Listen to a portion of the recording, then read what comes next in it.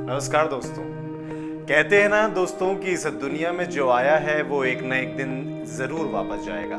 बस फर्क इतना है कि कोई अपनी छाप छोड़कर चला जाता है तो कोई कुछ भी नहीं कर पाता। जी हाँ, वो सब कुछ हमारे ही ऊपर होता है, हमारे व्यवहार के ऊपर होता है।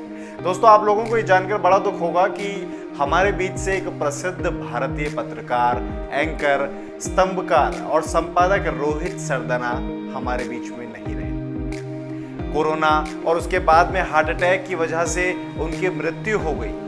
न्यूज की दुनिया में रोहित एक जाना माना नाम थे। आज हम ये बताएंगे कि आखिर रोहित का सफर कैसा रहा था, जिंदगी में वो कैसे इस मुकाम तक पहुंचे थे। पत्रकारिता की दुनिया में काम करने वाले रोहित सरदना को लोग आदर्श मानते थे, ये तो आप बहुत अच्छे से जानते होंगे, और उनके जैसे बनने की इच्छा भी कई लोग रखा करते थे। आपको बता दें कि सरदना का जन्म 1979 में हुआ था। रोहित शादीशुदा हैं, 2 बेटियां भी इनकी हैं, जो कि एक बड़ी है एक छोटी है। रोहित ने हरियाणा के कुरुक्षेत्र से ही अपनी स्कूल की पढ़ाई पूरी की, जहां उन्होंने जन्म लिया था। स्कूली शिक्षा पूरी करने के बाद वो आगे की पढ़ाई के लिए हिसार चले गए।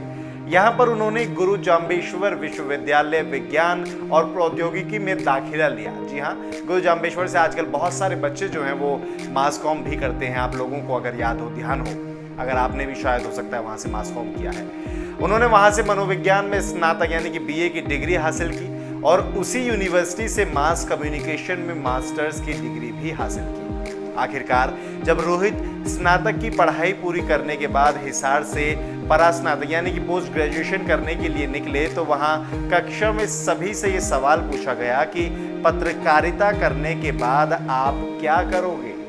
तब कक्षा में यानी कि जो क्लास में सभी छात्रों ने, सभी स्टूडेंट्स ने कहा कि वो समाज में परिवर्तन लाना चाहते हैं।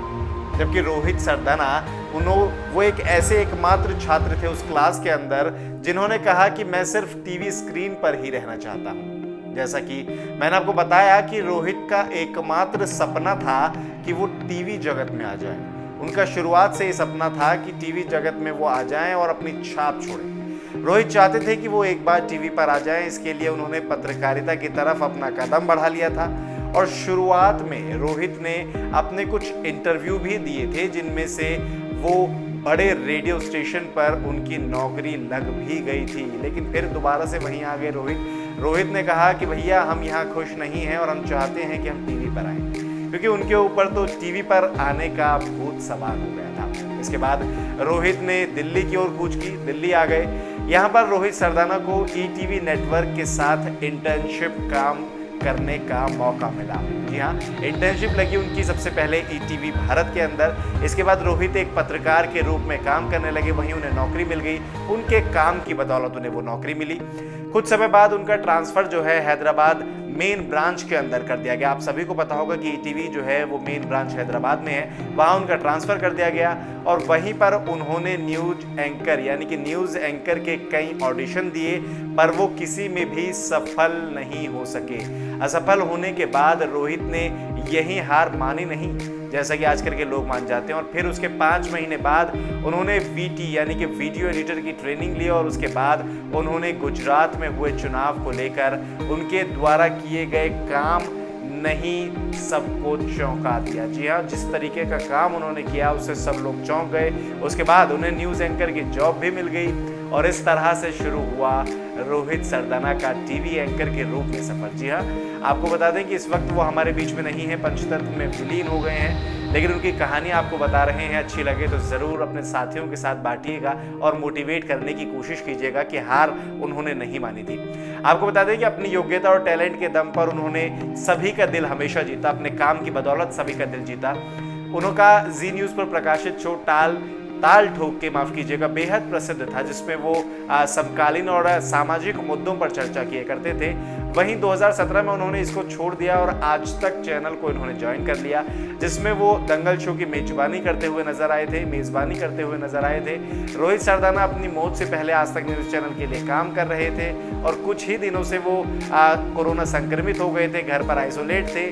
लेकिन अचानक जो है उनकी तबीयत बिगड़ी और अस्पताल में जब उन्हें आईसीयू में भर्ती करवाया गया सुबह 5 बजे के आसपास, तो दोपहर तक खबर आई कि उनकी जो हृदय गति है वो रुक गई है, यानी कि उन्हें हार्ट अटैक आ गया है। उसके बाद डॉक्टर उन्हें वेंटिलेटर पर भी लेकर गए, लेकिन डॉक्टर उन्हें बचा नहीं सके।